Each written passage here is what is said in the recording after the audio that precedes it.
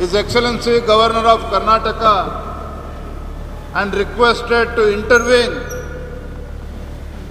in the suspension of 18 BJP MLAs. Karnataka Governor Thawarchand Gehlot has written to Chief Minister Siddaramaiah and Speaker U.T. Khadar urging them to revoke the suspension of 18 BJP MLAs. In his letter, the governor expressed his desire to uphold democratic values in the state.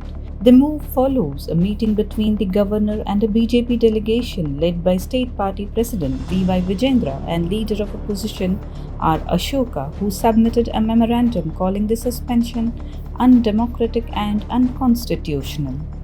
The suspended MLAs, who include former Deputy CM C.N. Ashwath Narayan, Doddanna Gowda Patil, S.R. Vishwanath, B.A. Baswaraju, M.R. Patil, Channabessappa, B. Suresh Gowda, Omanath Kotyan, Sharanu Salagar, Dr. Shailendra Beldale, C.K. Ramamurthy, Yashpal Suvarna, B.P. Harish, Bharat Shetty, Dheeraj Muniraju, Chandru Lamani, Muniratna and Baswaraj Mattimu were evicted from the assembly on March 21st for allegedly showing indiscipline.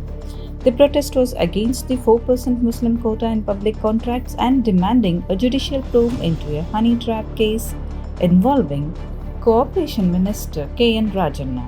Some MLAs climbed the speaker's podium, others threw papers leading to the eviction by marshals.